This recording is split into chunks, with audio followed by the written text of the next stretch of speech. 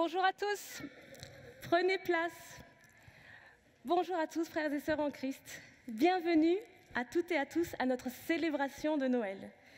Quelle joie de se retrouver en ce lieu. Quelle joie de se voir, même avec les masques, on en a l'habitude maintenant.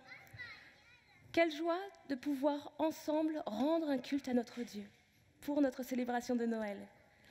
Alors la période de l'Avent continue, et Noël approche. Les enfants, vous êtes en vacances, et je suis sûre que vous attendez une seule chose. Une seule. Ah, vous attendez Noël, oui. N'oubliez pas de prendre les activités qui ont été préparées avec amour par l'équipe enfance. Bien sûr, je sais que vous attendez le 25 au matin, mais il va falloir attendre encore un petit peu. Alors, la période de l'Avent continue, et c'est vrai que c'est pas facile de préparer son cœur à la période de Noël, à l'accueil du Sauveur du monde, dans les circonstances que nous vivons aujourd'hui, dans les circonstances de vie que nous traversons, le lot de mauvaises nouvelles, de soucis. Et peut-être pour toi, il n'est pas facile de te réjouir ce matin. Et je vous propose qu'on puisse se soutenir les uns les autres, et que de notre célébration puisse jaillir une joie commune, parce que l'objet de notre joie est au-delà des circonstances, au-delà de ce que nous pouvons traverser. Et elle est en Jésus.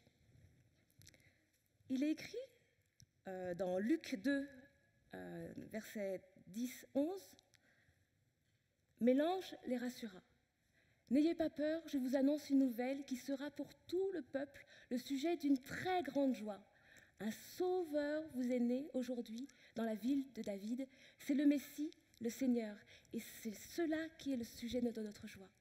La joie biblique est une décision profonde de notre cœur, de foi et d'espérance dans la puissance de la vie et dans la puissance de l'amour de Jésus. Donc je vous propose qu'on puisse se réjouir ensemble.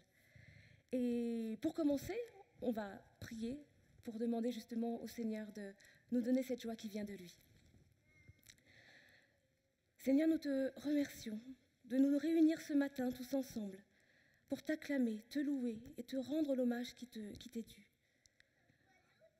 Père, on te demande de nous aider à centrer notre attention sur toi, car qui regarde vers toi est rayonnant de joie. Père éternel, nous déposons à tes pieds nos fardeaux, nos soucis, et nous te demandons d'enlever tout obstacle qui pourrait nous empêcher d'être remplis de ta joie. Nous venons en toute simplicité, dans l'intimité de ton cœur, pour t'adorer, te louer et te dire combien tu es merveilleux. Remplis-nous de ta joie. Merci d'être ce Dieu, Emmanuel, Dieu avec nous. Gloire te soit rendue et bénis ce culte. Par Jésus-Christ ton Fils. Amen. Alors je vous propose qu'on puisse allumer la 4e et dernière bougie de l'Avent. Et pour cela, je vais appeler Floriane. Alors, est-ce que vous vous rappelez les 3 premières bougies? Donc le premier dimanche, la symbolique du premier dimanche. Le pardon, oui, le pardon des péchés par l'œuvre de Jésus à la croix. Le deuxième, la paix, oui, pas comme le monde la donnerait, mais comme seul Jésus la donne si nous plaçons notre confiance en lui, car lui a vaincu le monde. Troisième, l'espoir, l'espérance, et oui, l'espérance, depuis longtemps annoncée par les prophètes. Jésus apporte la délivrance, il est venu et il reviendra. Et la 4e, le thème de l'amour. Et est-ce que tu peux... Hop, voilà. Le thème de l'amour. Et Cédric va nous en parler un peu plus dans son message.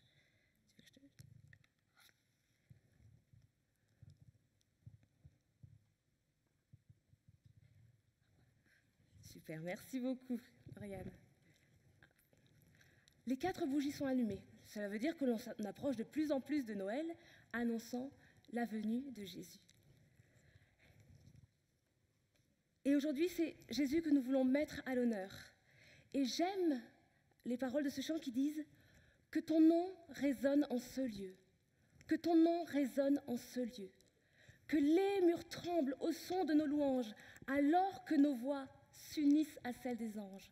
Répands sur nous ton amour, ta puissance, ô Jésus. Jésus, nous chantons ton nom en ce lieu. Nous te proclamons roi en ce lieu.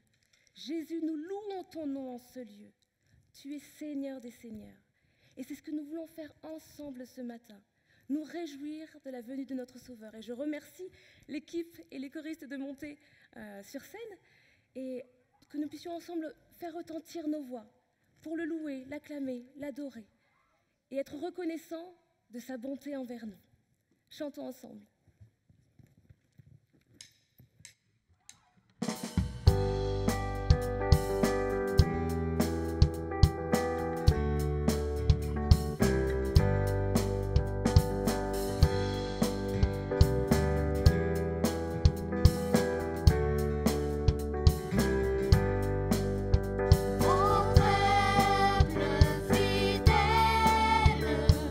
Jésus vous appelle.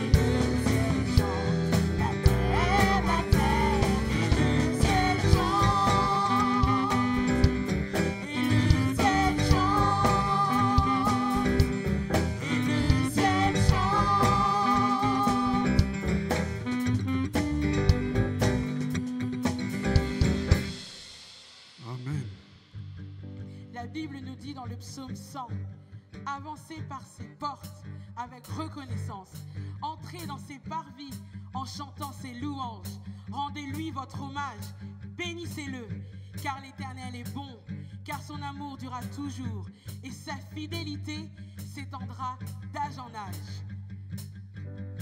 Et je chante car tu es bon, et je danse car tu es bon, et je crie de joie. Tu es bon pour moi. Et je chante car tu es bon, et je danse car tu es bon, et je crie de joie. Tu es bon pour moi.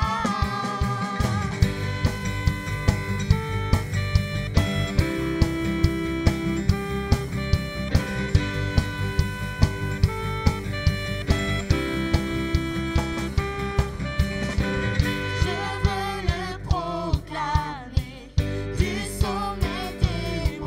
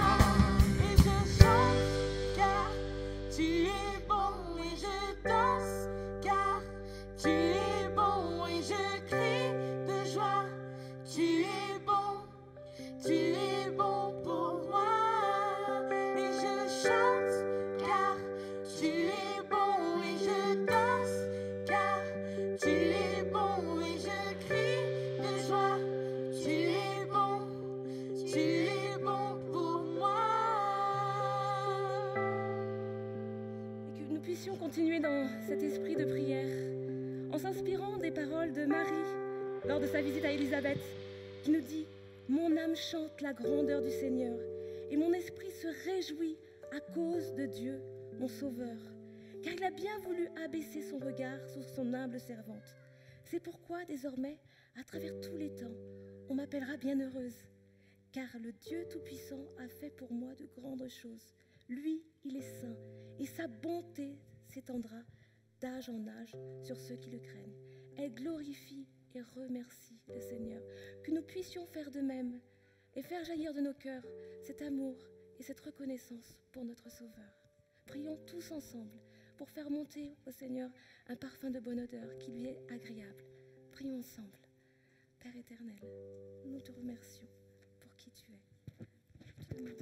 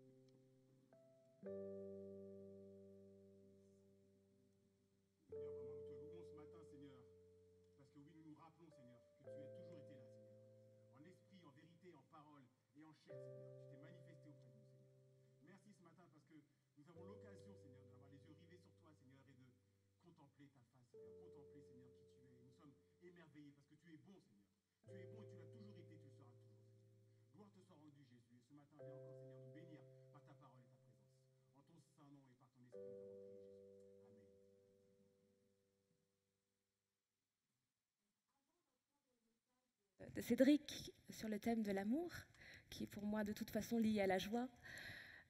Les enfants ne vous a pas oubliés. Et donc, voici une vidéo qui va nous en dire un peu plus sur l'amour du Père et la joie que cela peut procurer. Soyez attentifs, aux grands et aux petits, sur ce que le Seigneur a à chacun à nous dire. Bonjour les enfants! Lors des 3 derniers dimanches de l'Avent, nous avons vu que Jésus est venu nous apporter la paix, le pardon et l'espoir. Et aujourd'hui, avec Jérémy, nous allons vous parler d'amour. Mais non papa, t'as rien compris. Aujourd'hui, on va parler de l'amour de Dieu. Ah, pardon. Bon, ok, tu sais quoi? On recommence. Bonjour les enfants! Lors des 3 derniers dimanches de l'Avent, nous avons vu que Jésus est venu apporter le pardon, la paix et l'espoir. Et aujourd'hui, avec Jérémy, on va vous parler d'amour. De l'amour de Dieu, évidemment. Savais-tu, Jérémy, que dans la Bible, il est dit que Dieu nous aime comme un père aime ses enfants? Voyez à quel point le Père nous a aimés. Son amour est tel que nous sommes appelés enfants de Dieu. Et c'est ce que nous sommes réellement. Papa, son prix, je vais leur montrer un exemple. Ok, c'est parti! Laissez-nous vous présenter Maurice et son fils Steven. Maurice aimait tellement son fils qu'il voulait lui montrer de plein de façons différentes. En jouant au foot avec lui,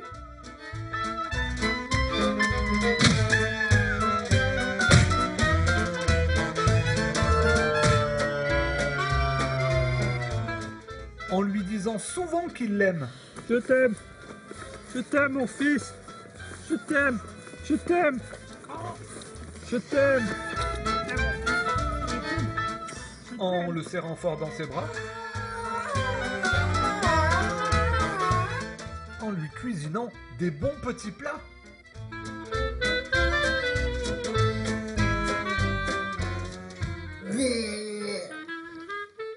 En lui offrant des super cadeaux.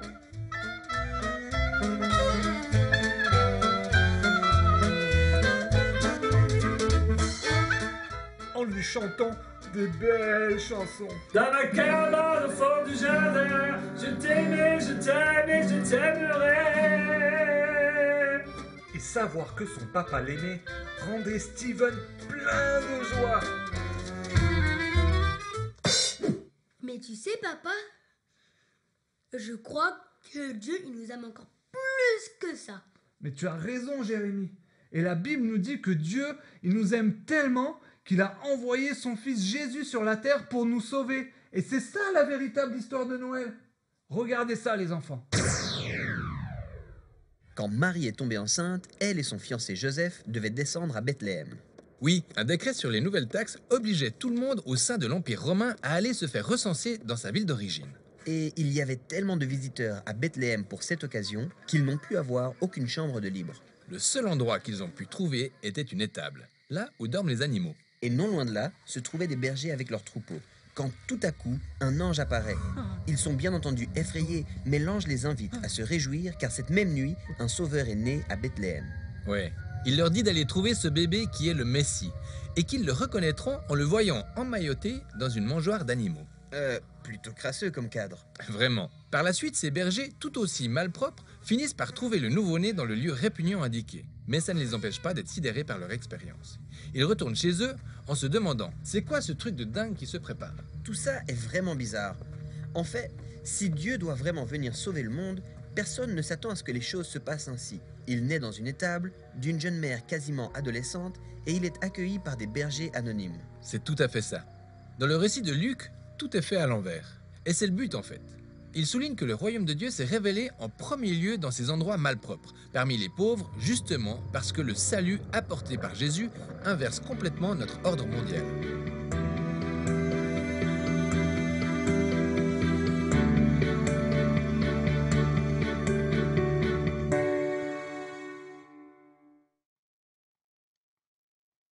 Bon, je vais prier.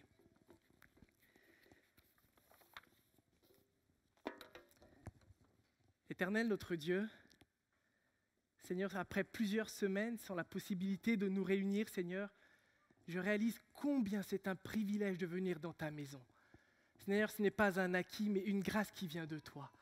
Merci pour la reprise de ces cultes aujourd'hui, Seigneur, et pour la joie que nous avons de nous tenir dans ta présence, Seigneur, de pouvoir élever la voix vers toi, de former cette famille, cette nouvelle humanité en Jésus-Christ, Seigneur.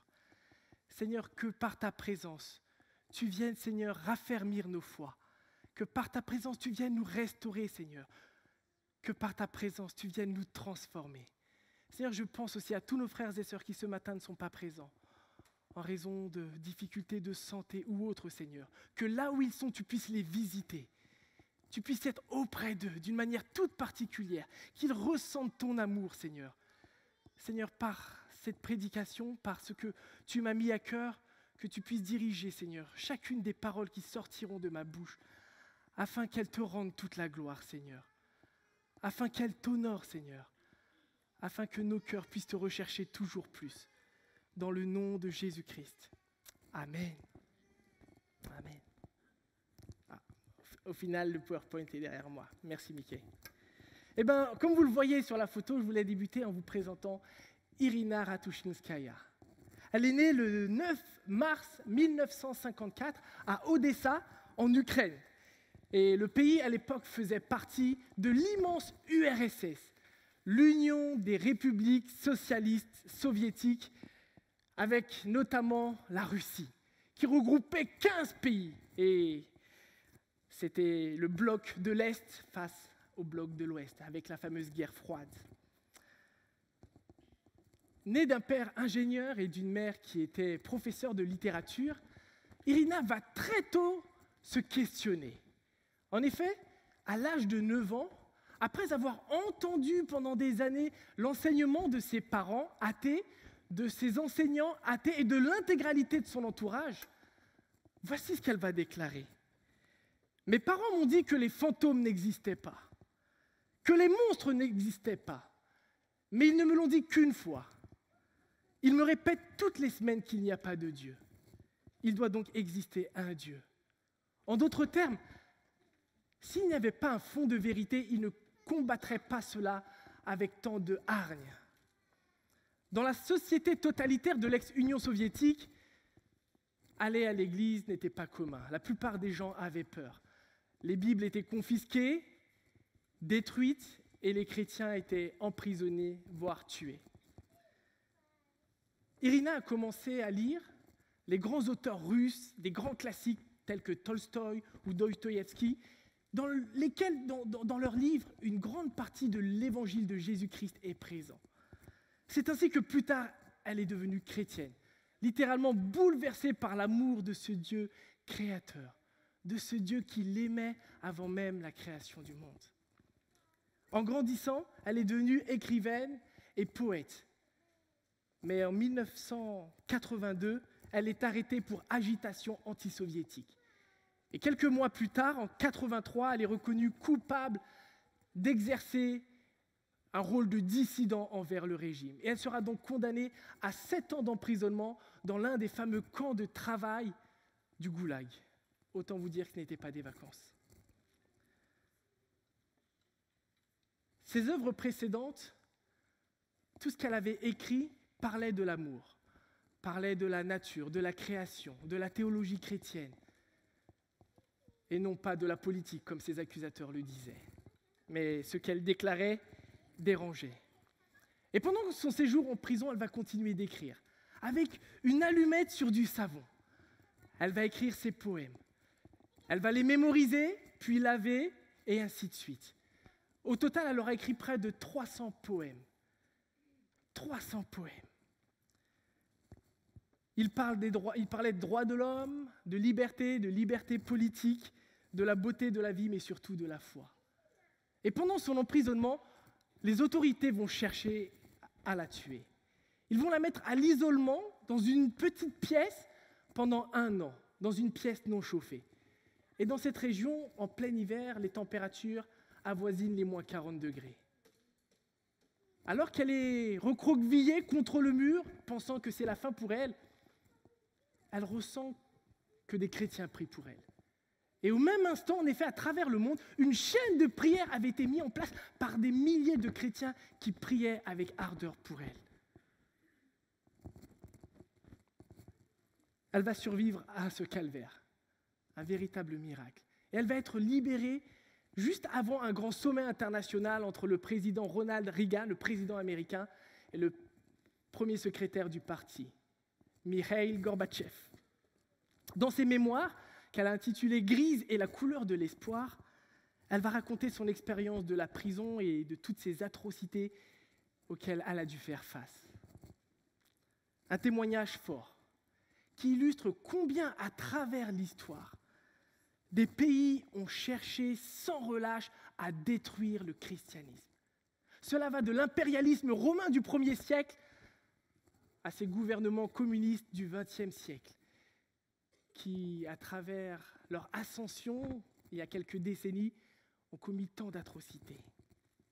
Et cela sans oublier l'athéisme, le nazisme d'Hitler, le siècle des Lumières et ses grands philosophes, ou encore les nombreux pays aujourd'hui encore dans lesquels des millions, plus de 200 millions de chrétiens sont persécutés en raison de leur foi.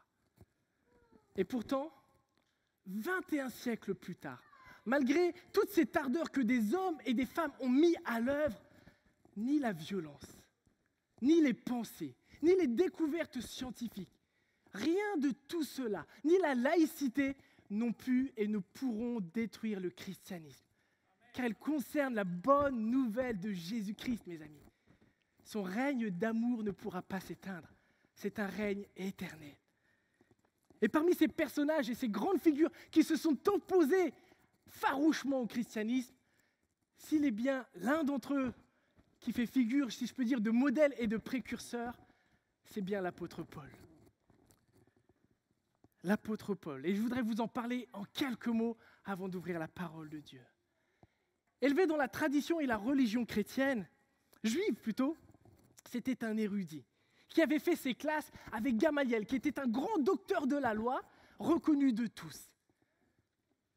Paul faisait partie du parti des pharisiens. C'était un fin connaisseur des Écritures. Il avait un amour passionné pour Dieu, mais aussi une haine farouche de Jésus-Christ et des chrétiens, qu'il cherchait sans relâche à détruire. Mais suite à une rencontre déterminante qui va changer sa vie, voici ce qu'il va écrire dans l'une de ses lettres, adressée à Timothée. Et c'est le passage qui va nous conduire ce matin dans 1 Timothée, si vous avez vos Bibles, 1 Timothée, chapitre 1, et nous allons lire le verset 15. 1 Timothée 1 et le verset 15.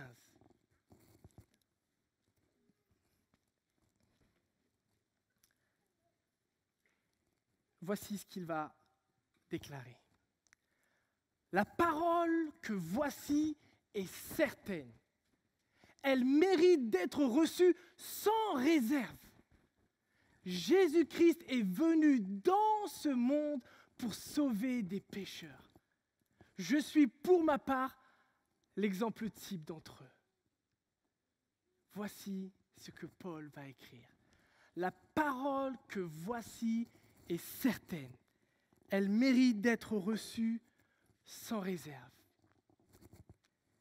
Paul connaissait bien la capacité que nous avons en tant qu'êtres humains à émettre des réserves, à douter des choses, soit qui nous dépassent, soit qui ne correspondent pas tout à fait à nos convictions. Et s'il en parlait si bien, c'est parce que lui-même avait été dans ce cas. Des doutes que l'on exprime parfois à travers ces fameuses expressions. Oui, mais.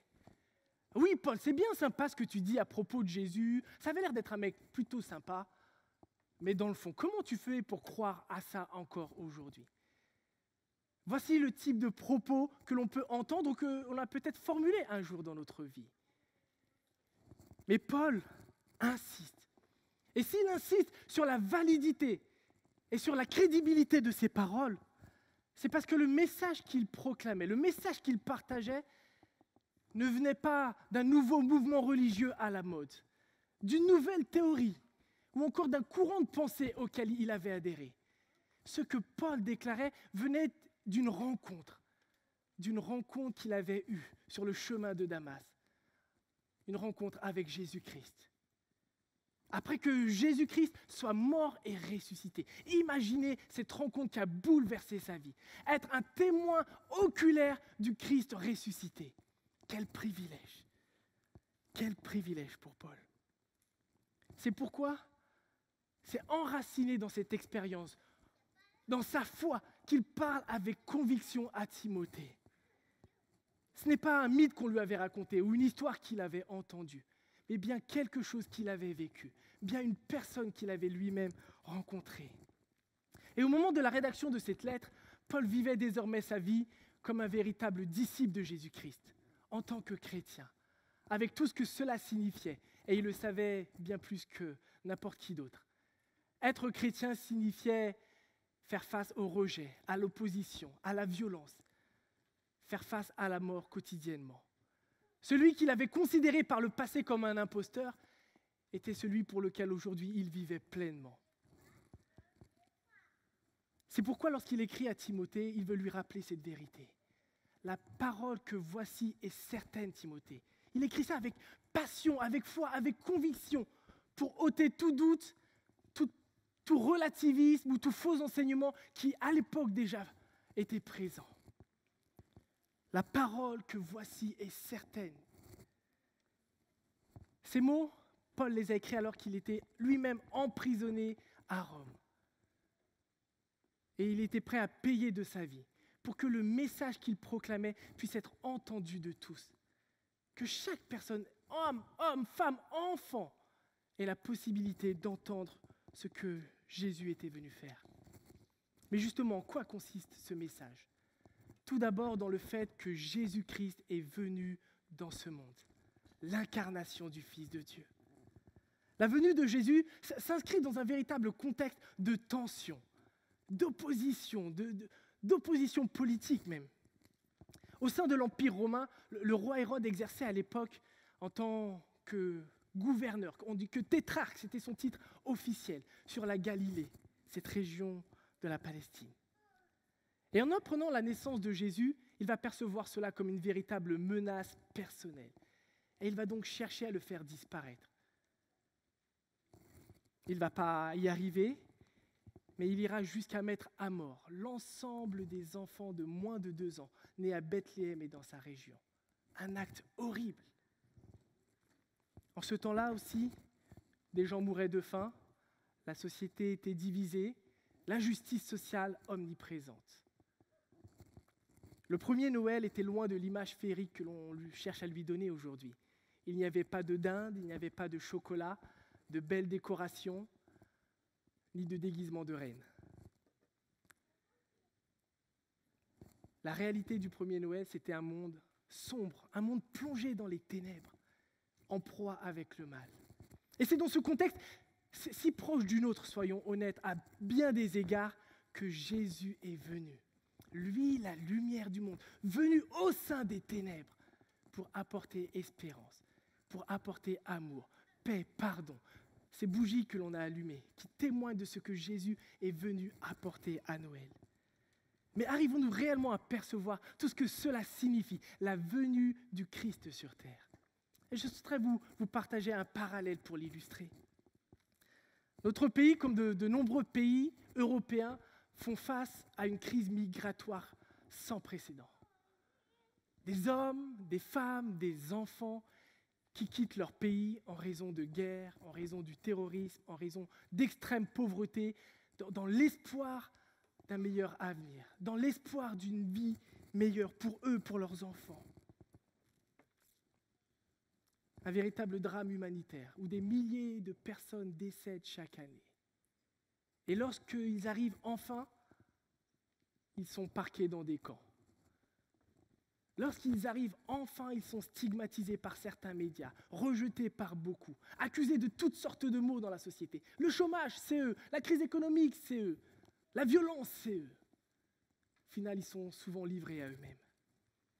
Mais imaginez un instant, si notre président Emmanuel Macron, touché au plus profond de lui-même, bouleversé par cette situation, décide de quitter ses fonctions, décide de quitter tous ses biens, de quitter tous ses privilèges pour aller vivre avec eux, à leur côté, partager leurs conditions, défendre leurs droits, les soutenir, les encourager, faire face au mépris.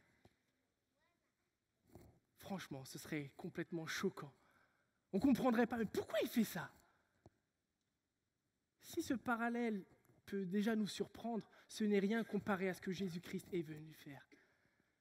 Il a quitté son trône de gloire, son trône éternel, pour venir à nos côtés, pour venir et être proche de nous, pour s'identifier à nous dans notre humanité. Mais Jésus n'a pas fait que cela. Puisque s'il a été pleinement homme, il est resté aussi pleinement divin. S'il s'est identifié à nous, il a aussi manifesté toute sa différence avec nous. Lui qui était le juste, le parfait, sans péché, l'Éternel sur terre, le roi des rois, le Seigneur des seigneurs, et Emmanuel, Dieu avec nous. Jésus-Christ est venu. Et en Jésus, Dieu nous manifeste tout l'amour qu'il a pour nous, toute la valeur que nous avons à ses yeux, car il nous a offert ce qu'il avait de plus précieux, son Fils unique. Mais dans quel but Jésus est-il venu? Paul va le rappeler, pour sauver des pécheurs. Le Christ est venu pour sauver des pécheurs. Ce que nous célébrons à Noël, la naissance de Jésus, trouve son point culminant à la croix.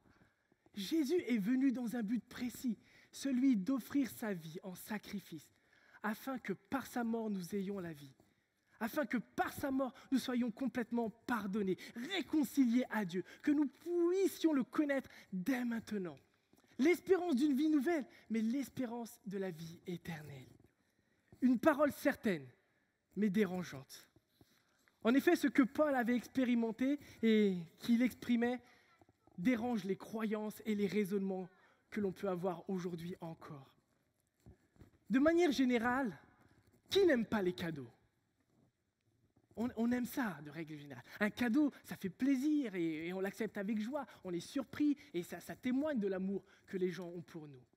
Mais imaginez un instant si à votre anniversaire, l'un de vos proches vous offre un livre intitulé « Les fortes odeurs corporelles ». Comment s'en débarrasser ? Ce manuel vous livrera les conseils précieux. Bizarre comme cadeau. Et puis si en parallèle, vous découvrez que vos amis ont cotisé tous ensemble pour vous offrir un super séjour, d'une semaine tout compris, un stage de formation avec un spécialiste, le meilleur dans son domaine, sur le thème « Mieux gérer sa colère en étant moins centré sur soi ». Soyons honnêtes, on n'aime pas trop ce type de cadeau. Parce que ça nous heurte dans ce que nous sommes. Ça vient nous toucher dans notre orgueil. Accepter ces cadeaux et dire merci, ça me fait plaisir, c'est reconnaître que je suis égoïste, colérique et en plus que je sens mauvais. Ça ne le fait pas trop. Et même si c'est la vérité, on n'est pas réellement prêt à l'accepter. Nous l'avons chanté tout à l'heure, mais à Noël, un sauveur nous est donné. Un fils nous est donné en la personne de Jésus-Christ. Et accepter, recevoir ce que Jésus est venu nous offrir, c'est reconnaître que nous sommes que de pauvres pécheurs perdus. Des hommes et des femmes qui, sans lui, courent vers leur perdition. Des hommes et des femmes prompts à faire le mal, en action, en parole, en pensée, que ce soit de manière volontaire ou involontaire. C'est reconnaître que si Jésus n'était pas venu, la seule chose que je mériterais, c'est la condamnation éternelle. Le châtiment de Dieu. Car le salaire que verse le péché, c'est la mort. Recevoir ce que Jésus est venu nous offrir, c'est accepter cette vérité que je ne suis pas quelqu'un de bien par nature, qui fait seulement quelques erreurs. Voilà pourquoi recevoir Jésus-Christ est difficile pour beaucoup. Parce que cela vient se heurter directement, j'allais dire, au rocher, à l'iceberg énorme de notre orgueil. Moi, pécheur? Non, à d'autres. Moi, je suis quelqu'un de bien. C'est ainsi que Paul lui-même s'est défini comme étant le premier des pécheurs, l'exemple type. Je suis pour ma part l'exemple type d'entre eux, l'exemple type des pécheurs pour lesquels Jésus est venu, l'exemple type des pécheurs que Jésus est venu sauver. Qu'est-ce que cela veut dire? Comment comprendre cela? Qu'est-ce que cela a à nous enseigner sur chacun de nous? Je crois qu'on peut trouver un bon éclairage en regardant les versets qui précèdent celui-ci. En 1 Timothée 1, versets 12 à 13. Je suis reconnaissant envers celui qui m'a rendu capable de remplir cette tâche, Jésus-Christ, notre Seigneur. En effet, il m'a accordé sa confiance en me choisissant pour ce service. Moi qui autrefois l'ai offensé, persécuté et insulté. Mais il a eu pitié de moi car j'agissais par ignorance, puisque je n'avais pas la foi. En tant que pécheur, Paul avait offensé Dieu, il avait persécuté, il avait insulté. Et de manière générale, à différents degrés, nous avons tous méprisé Dieu. En le rejetant ouvertement ou en étant tout simplement indifférents à son amour. En ne lui rendant pas la gloire qui lui est due pour ce qu'il mérite, parce qu'il est digne de louange, parce qu'il est l'auteur de nos vies. Si nous sommes vivants, c'est parce qu'il nous fait cette grâce. Parce que nous vivons en contradiction avec ses commandements. Parce qu'on transgresse sa loi jour après jour. Voilà en quoi Paul est l'exemple type d'entre nous. L'exemple type des pécheurs. Il est aussi intéressant de noter ce qu'il va dire, Paul. C'est qu'il n'avait pas la foi. Il n'avait pas la foi. En tant que juif élevé dans la loi de Moïse, circoncis le 8e jour, la vie entière de Paul tournait autour de Dieu. Cela allait de son alimentation à ses relations. Sa vie était rythmée par Dieu. C'est même au nom de Dieu qu'il combattait les chrétiens. C'est pour la cause de Dieu qu'il le faisait. Paul était convaincu que ce qu'il faisait était juste et légitime et qu'il avait raison. Mais il se trompait lui-même. Paul était sincère dans sa foi. Mais on peut être parfaitement sincère, mais être aussi parfaitement dans l'erreur. Plus qu'une question de sincérité, c'est une question de vérité. Malgré sa foi en Dieu, Paul a pris conscience qu'il n'avait pas la foi qui sauve, c'est-à-dire la foi en Jésus-Christ. Son exemple nous montre à quel point nous pouvons avoir la foi, mais que nous pouvons nous tromper. Qu'il peut y avoir différents types de foi, mais qu'il n'y en a qu'une seule qui sauve. Je peux avoir foi, si ce n'est pas en Dieu, je peux avoir foi en moi-même, je peux avoir foi en mon argent, en ma réussite, en mes capacités, en mon intelligence. Cela ne nous sauve pas. Nous pouvons avoir foi en une culture, en une tradition familiale, mais cela ne nous sauve pas. Nous pouvons avoir grandi, être nés dans une famille chrétienne. Cela ne nous sauve pas. Si nous avons une foi qui ne reconnaît pas Jésus-Christ comme l'unique Seigneur, Sauveur de nos vies personnelles, nous sommes encore sous le coup de la colère de Dieu et nous ne sommes pas sauvés. Or, sans cette foi, il est impossible d'être agréable à Dieu. Si Paul se reconnaissait comme le premier des pécheurs, c'est parce que malgré son passé, malgré sa méchanceté, malgré tout ce qu'il avait pu faire, il avait goûté à la grâce surabondante de Dieu dans sa vie. Paul, l'exemple type des pécheurs, nous montre que l'espoir est pour tous. Peu importe qui nous sommes, peu importe ce que nous avons fait, peu importe la gravité de nos péchés. En Jésus-Christ, en plaçant notre foi en lui, nous pouvons expérimenter le pardon, l'espérance, la paix et l'amour qui nous transforment complètement. C'est cela que nous nous sommes rappelés dimanche après dimanche à travers ces différents cultes de l'Avent. Ce que Jésus est venu apporter, c'est la grâce divine, l'amour de Dieu qui s'est fait chair, qui est venu jusqu'à nous.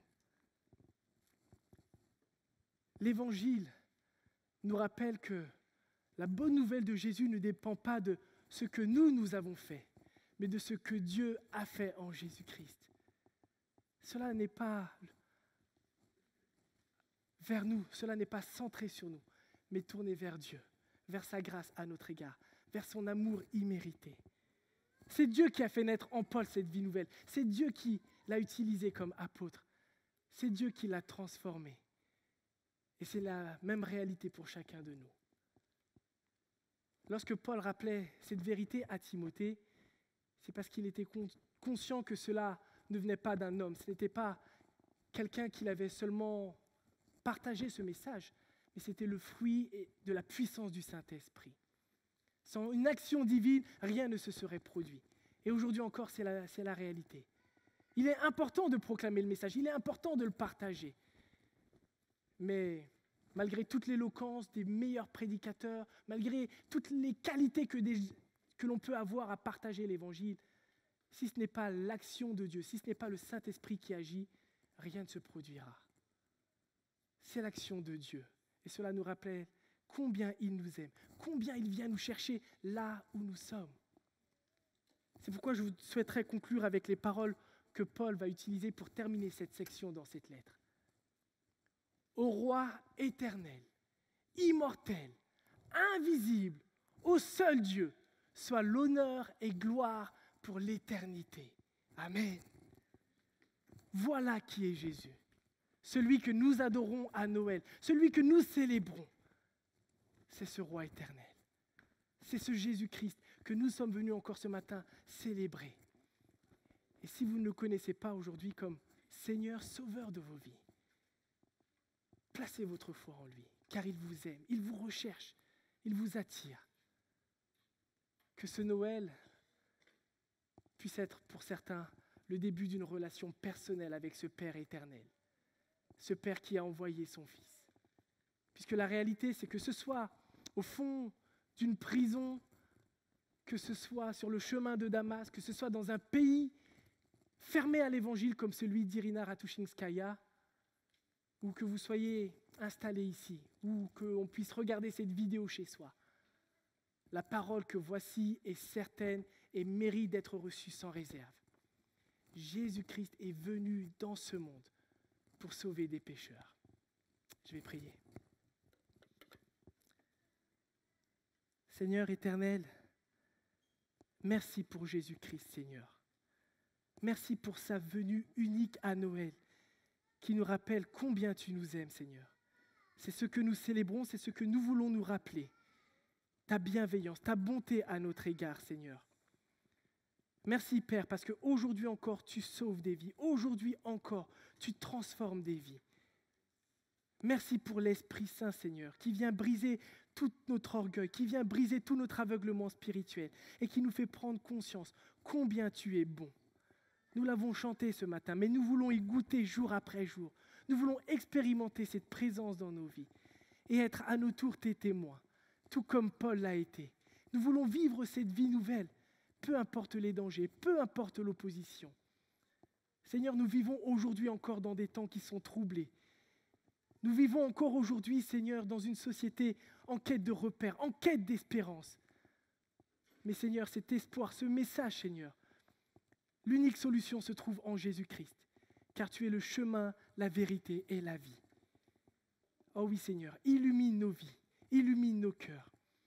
Et qu'en cette fin d'année, nous puissions encore te célébrer et vivre pour l'unique gloire de ton Saint-Nom. Amen.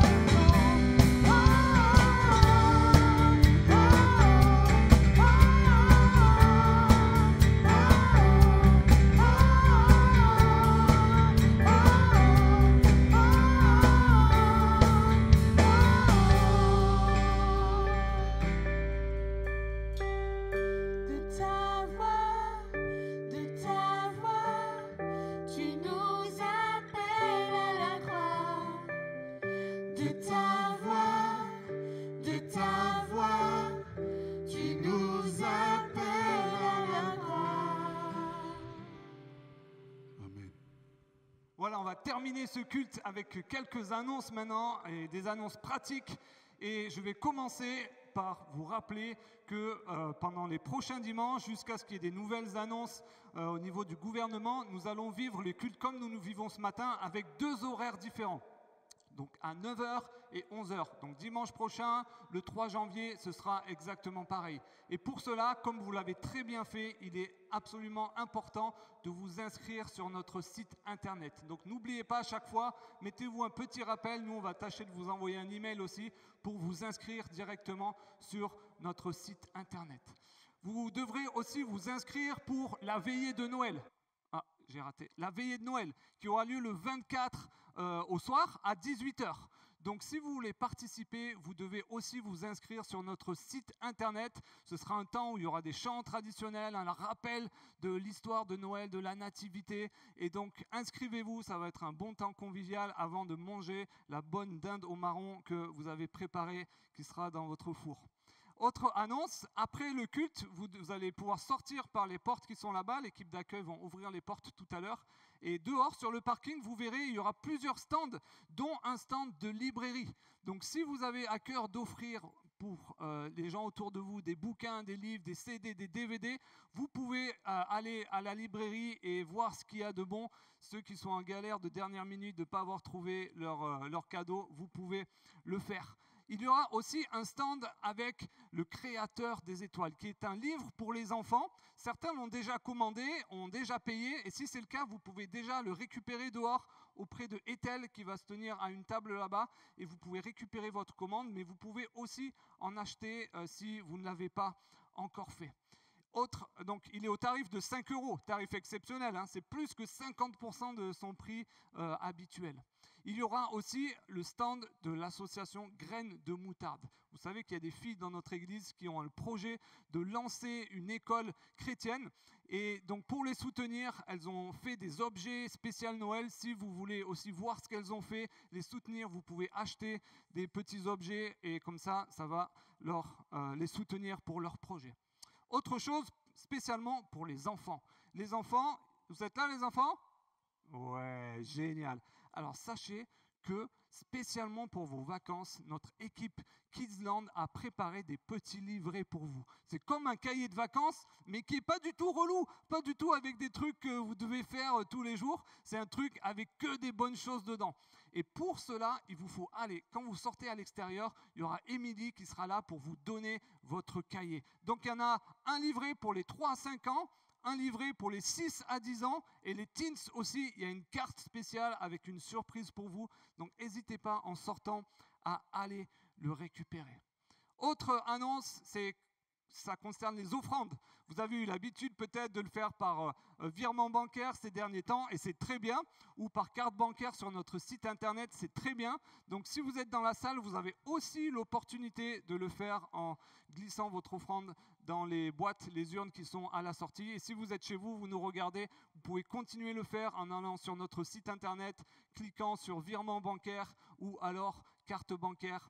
N'hésitez pas, c'est un moyen aussi d'honorer notre Dieu et de le faire. Et avant de terminer, il y a une petite surprise. Et pour ça, c'est Natacha qui va nous l'annoncer. Je lui laisse la parole. Et oui, notre culte va arriver à son terme. Et en fait, on aurait aimé avoir les petites scénettes avec Marie, Joseph, les anges, les mages et bien sûr le petit âne. Mais cette année, on n'a pas pu le faire. Mais les enfants se sont mobilisés et vont nous proposer une vidéo musicale, artistique. Ils se sont investis de tout leur cœur pour rendre gloire à Jésus. Parce que c'est ça la fête de Noël.